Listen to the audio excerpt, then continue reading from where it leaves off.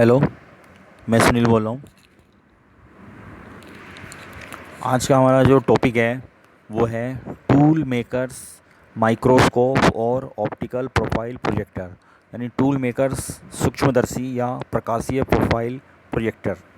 तो आज जो है हम एक टूल मेकर्स माइक्रोस्कोप या ऑप्टिकल प्रोफाइल प्रोजेक्टर की हेल्प से गियर के जो टूथ का जो प्रोफाइल होता है उसको उसकी तुलना करने स्टैंडर्ड गियर से तुलना करने का अध्ययन करेंगे। तो सबसे पहले इसके लिए जो है हम सिंपल एक थोड़ा थोड़ा स्पर गियर के बारे में जान लेते हैं। देखिए, गियर सबको पता ही है। गियर क्या होता है? गियर एक टूथ एलिमेंट होता है, यानी ये गियर एक सर्कुलर डिस्क होती है जिसकी सरफेस पर हमारे दांते कटे होते हैं, तीत कटे होते हैं। ठीक है। गियर जो है वो इन्हीं एक गियर के जो है वो इन्हीं दांतों के द्वारा दूसरे गियर के दांतों के संपर्क में आता है, और पावर जो ट्रांसमिट होती है वो इन्हीं दांतों के द्वारा होती है। जब हमें देखिए एक शाफ्ट पर से दूसरी शाफ्ट पर पावर ट्रांसमिट करनी होती है तो हम क्या करते हैं? सबसे पहले हम उस इनपुट शाफ्ट को एक इलेक्ट्रिकल मोटर की सहायता से चलाते हैं। उस इनपुट शाफ्ट के ऊपर एक स्पर गियर लगा रहता है। फिर हम इस स्पर गियर को दूसरी आउटपुट शाफ्ट पर एक स्पर गियर लगा देते हैं, और दोनों स्पर गियर के टीथ जो हैं उनको मैश करा देते हैं, यानी आपस में मिला देते, मैश करते हैं, यानी कांटेक्ट में आ जाते हैं वो। फिर जब हम इलेक्ट्रिकल मोटर को ऑन करते हैं तो इलेक्ट्रिकल मोटर जब चलती है तो शाफ्ट चलती है, तो शाफ्ट के ऊपर जो है गियर लगा हुआ है, इनपुट शाफ्ट के ऊपर गियर लगा हुआ है, वो घूमता है, रोटेट करता है। जब वो गियर रोटेट करता है तो जो आउटपुट शाफ्ट है उसके ऊपर जो गियर लगा हुआ है वो घूमता है। जब गियर घूम आउटपुट शाफ्ट के ऊपर लगा हुआ गियर घूमता है तो फिर वो आउटपुट शाफ्ट भी घूमने लगती है। इस तरीके से जो पावर है वो इनपुट शाफ्ट से आउटपुट शाफ्ट पर ट्रांसमिट होती है। सबसे ज़्यादा इसका प्रयोग ऑटोमोबाइल में देखने को मिलता है। जितने आपके टू व्हीलर्स हैं या फोर व्हीलर्स हैं, स्कूटी हैं, बाइक हैं, कार है, बस है, ट्रक है, तो सब में जो है जो गियर बॉक्स होता है सब में गियर का प्रयोग करते हैं हम। यानी first gear, second gear, third gear, fourth gear जो हम चलाते हैं, या रिवर्स गियर चलाते हैं, तो उसमें हम इन सब का गियर का प्रयोग करते हैं। गियर का डायग्राम आपको दिखा रखा है। तो ये जो आप सिंपल गियर का डायग्राम आप देख रहे हो, तो इसमें क्या है कि इसमें सबसे पहले स्पर गियर का डायग्राम आपको दिखाया हुआ है। इसमें इसके सरफेस पर टीथ कटे हुए हैं। दूसरा डायग्राम जो आप ये वाला देख रहे हो, तो इसमें क्या है कि एक छोटा गियर है, इसका नाम है पिनियन है। ये जो बड़ा गियर है इसको सिंपल गियर कहते हैं। तो जब ये गियर हमारा क्लॉकवाइज दिशा में घूम रहा है, यानी छोटा गियर जो है ये क्लॉकवाइज दिशा में घूम रहा है, तो इसके साथ जो दूसरा गियर है ये जो है ये एंटी क्लॉकवाइज में घूम रहा है। यानी जब नंबर ऑफ़ गियर्स जो होते हैं, जो नंबर ऑफ़ गियर्स कांटेक्ट करते हैं, अगर उनकी संख्या जो है वो इवन है, तो जो हमें direction of rotation output shaft पे मिलती है वो वही मिलती है, वो जो है जो इनपुट शाफ्ट पे है उसके विपरीत मिलती है। अगर नंबर ऑफ़ गियर्स जो हैं वो ओड है, तो जो आउटपुट शाफ्ट पे हमें डायरेक्शन ऑफ रोटेशन मिलती है वो हमें इनपुट शाफ्ट से सेम मिलती है। तो ये हमें ध्यान रखना है, नंबर ऑफ़ गियर्स हमारे ओड है या इवन है। अगर नंबर ऑफ़ गियर्स ओड है तो सेम डायरेक्शन ऑफ रोटेशन मिलेगी, नंबर ऑफ़ गियर्स इवन है तो अपोजिट डायरेक्शन ऑफ रोटेशन मिलेगी। तो ये है इसमें इसमें आप देख रहे हैं कि एक गियर क्लॉकवाइज दिशा में घूम रहा है, तो दूसरा गियर जो है वो विपरीत दिशा एंटी क्लॉकवाइज दिशा में घूम रहा है। तो इसके बाद हम ये देख रहे हैं दूसरा डायग्राम, ये भी एक सिंपल गियर ड्राइव का है, जिसमें दो या दो से अधिक गियर जो है वो आपस में कांटेक्ट आते हैं और पावर जो है इसमें ट्रांसमिट होती है। इसके बाद आगे आप देख रहे हैं तो ये क्या है कि ये जो है गियर नोमेनक्लेचर है सिंपल। तो इसमें हमें इस गियर के प्रोफाइल को चेक करना होता है। इसमें डिफरेंट पार्ट्स के नाम लिखे हुए हैं कि इस तरह का गियर का प्रोफाइल बन के आ रहा है या नहीं आ रहा है, यानी ये इनवॉल्यूट प्रोफाइल है, इसको इनवॉल्यूट प्रोफाइल बोलते हैं, ये बन के आ रहा है या नहीं आ रहा है। तो इनवॉल्यूट प्रोफाइल के बाद जो है इसको चेक करने के लिए हमारे पास जो है ये आप इसको हमने जो है दो मेथड्स का प्रयोग करते हैं। सबसे पहले या तो हम इसमें टूल मेकर्स माइक्रोस्कोप का प्रयोग करेंगे या ऑप्टिकल प्रोफाइल प्रोजेक्टर का प्रयोग करेंगे। मान लीजिए हम टूल मेकर्स माइक्रोस्कोप का इस्तेमाल कर रहे हैं, प्रयोग कर रहे हैं, तो देखिए टूल मेकर्स माइक्रोस्कोप ये है सिंपल। इसमें क्या होता है, आपको इसके बारे में पहले पिछली क्लासेस, मेरा जो यूट्यूब चैनल है सुनील मैकेनिकल इंजीनियरिंग क्लासेस, उसमें मैं इसके बारे में एक्सप्लेन कर चुका हूँ। तो इसमें क्या है कि सिंपल ये आप ग्लास की ट्रांसपेरेंट टेबल है, इसके ऊपर वर्कपीस रखते हैं। लाइट जो है वो यहाँ से हम देते हैं इसको लाइट सोर्स से। तो लाइट जब इसके ऊपर आती है तो ये इस तरह से अरेंजमेंट रहता है इसमें लेंसेज का और प्रिज्म का कि वो हम यहाँ से उसको हम व्यू कर लेते हैं। तो एनलांस करके हम व्यू कर सकते हैं इसको। तो गियर के प्रोफाइल को हम यहाँ से देख लें, और जो यहाँ से हम देख रहे हैं तो उसके लिए फिर हमारे पास एक डिजिटल टूल मेकर माइक्रोस्कोप है। तो जो व्यू हम वहाँ पर देख रहे थे, ये तो हम उसमें मैनुअल देख रहे थे, और जो मैनुअल देख रहे थे इसमें मैनुअल नहीं है, वो गियर व्यू यहाँ पे बन जाएगा। और इसको इस व्यू को फिर हम एक कंप्यूटर में भेज देते हैं। कंप्यूटर पे जो है उसकी स्टैंडर्ड प्रोफाइल से चेक कर लेते हैं भी कितनी उसमें एरर है, सही वो ओके है और नॉट ओके। तो इसमें हमारा टाइम भी बच जाता है और जल्दी से हमारा कंपैरिजन भी हो जाता है, हमें कोई कैलकुलेशन नहीं करनी पड़ती है। ठीक है, तो एक और बिल्कुल एक्यूरेट प्रोफाइल मिलता है एक एक दांते का। ठीक है, तो ये हमारे पास इसमें करना होता है। ये आप जो देख रहे हो ये भी टूल मेकर्स माइक्रोस्कोप है एक तरीके की। ये इसमें क्या है कि जो हम यहाँ पर रीडिंग्स मेजर कर रहे थे वो डायरेक्ट हमारे पास इसका प्रोफाइल हमारे पास गियर का वो यहाँ पर बन जाएगा। इस गियर के प्रोफाइल को फिर हम एक कंप्यूटर पे भेज देते हैं, और उस कंप्यूटर को हम जो है एक प्रिंटर से कनेक्ट कर देते हैं। यानी कंप्यूटर पर जो प्रोफाइल बनता है उस पर उसी पर कंप्यूटर की स्क्रीन मॉनिटर की स्क्रीन पर जो है स्टैंडर्ड गियर का प्रोफाइल को बना लेते हैं, और दोनों का कंपेरिजन करा के देख लेते हैं कि जो हमें प्रोफाइल मिल रहा है वो है या नहीं है। तो जितनी उसमें एरर होगी वो हम वहाँ से कैलकुलेट कर लेते हैं, कोई कैलकुलेशन नहीं करनी पड़ती, सिंपल कंपैरिजन इसमें हमें मिल जाता है। तो जहाँ पे अगर कोई गियर सही नहीं है तो उसको हम रिजेक्ट कर देते हैं। तो ये भी आप देख रहे हैं, ये ऑप्टिकल प्रोफाइल प्रोजेक्टर है। यानी मैंने आपको बताया ना, या तो टूल मेकर माइक्रोस्कोप का प्रयोग करेंगे या ऑप्टिकल प्रोफाइल प्रोजेक्टर का हम यहाँ पर प्रयोग करते हैं। तो ऑप्टिकल प्रोफाइल प्रोजेक्टर होता है, उसमें आप थोड़ा सा इसमें देख लीजिए, पहले देख लीजिए, मैं डायग्राम में दिखा देता हूँ। ऑप्टिकल प्रोफाइल प्रोजेक्टर में क्या होता है, ऑप्टिकल प्रोफाइल प्रोजेक्टर में ये है, मान लीजिए जिस गियर का प्रोफाइल चेक करना है उसको हम यहाँ पे रखते हैं, उसका प्रोफाइल पूरा यहाँ पे बन के आ जाता है। ठीक है, अब यहाँ पे जो बन के आ गया है इस प्रोफाइल को हम जो स्टैंडर्ड गियर का प्रोफाइल है उससे हम उसमें देख लेते हैं। ठीक है, उससे कंपेरिजन करा के देख लेते हैं कहाँ कहाँ पे एरर आ रही है, या फिर इस डाटा को जो है हम सीधे कंप्यूटर भेज देते हैं। कंप्यूटर की जो मॉनिटर की जो स्क्रीन होती है उस पर स्टैंडर्ड गियर के प्रोफाइल से चेक कर लेते हैं कि इसमें वो कितना ओके है वो या नहीं है, या कितनी इसमें एरर है। अगर ज़्यादा एरर है तो उसको हम रिजेक्ट कर देते हैं एक लिमिट से ज़्यादा। तो और उसको डाटा हम चाहे तो प्रिंट भी ले सकते हैं कंप्यूटर को प्रिंटर से जोड़ के।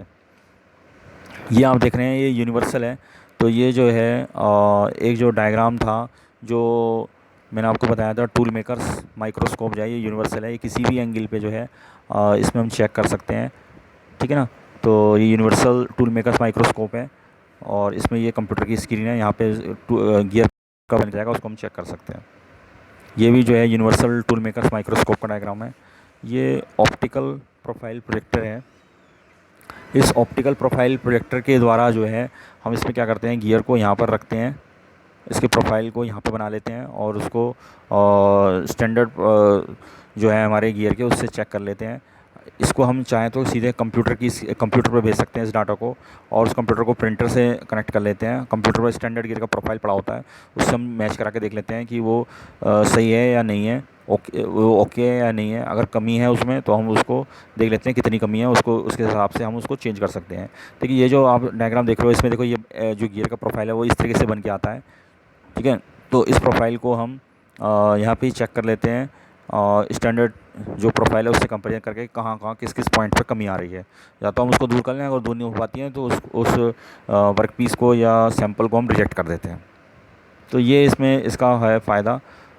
ये टूल मेकर्स माइक्रोस्कोप का डायग्राम है, जिसमें कि हम यहाँ पे गियर रखते हैं और इसके प्रोफाइल को यहाँ से देखते हैं, और वो प्रोफाइल जो है उसको हम सीधे इसको यहाँ से डिजिटल है ये, तो डिजिटल में क्या होगा कि इस टूल मेकर माइक्रोस्कोप से जो हमारे पास गियर का डायग्राम आ रहा है उसको हम इस कंप्यूटर की मॉनिटर स्क्रीन पर बना लेते हैं, और उसको स्टैंडर्ड से कंपेयर कर लेते हैं, स्टैंडर्ड गियर प्रोफाइल से कंपेयर कर लेते हैं। अगर वो ठीक है तो ओके है तो उसको हम ओके कर देते हैं, अगर उसमें थोड़ी सी कमी है तो उसको सुधार करने की कोशिश करते हैं, नहीं हो पा रहा है तो उसको सैंपल को रिजेक्ट कर देते हैं। तो ये इसमें हमारी प्रोसेसिंग है। तो अब इसमें आप देखिए इसमें होता क्या है एक्चुअली में, थोड़ी सी मैं आपको इसकी जो प्रोसेस पढ़ के बता देता हूँ। जो हम इसमें कर रहे थे एक्चुअली में क्या कर रहे थे, हम इसमें क्या करना था, गियर का जो इन्वोल्यूट प्रोफाइल होता है, इन्वोल्यूट प्रोफाइल क्या होता है, इसको हिंदी में बोलते हैं प्रतिकेंद्रज। यानी अगर एक सिलेंडर लें, हम सिलेंडर के ऊपर रस्सी लगाएं, बांध दें चारों तरफ उसकी परिधि पर, सरकमफ्रेंस पर, और उस सिलेंडर को छोड़ें तो जो प्रोफाइल बनेगा वो इन्वोल्यूट प्रोफाइल बनेगा। जो इन्वोल्यूट प्रोफाइल बनता है गियर का, उसमें हम एक समान गति को पारित करने के लिए आवश्यक होता है कि दांतों के बीच फ्लैंक का जो प्रोफाइल है वो पूरी तरह से इन्वोल्यूट के रूप में हो।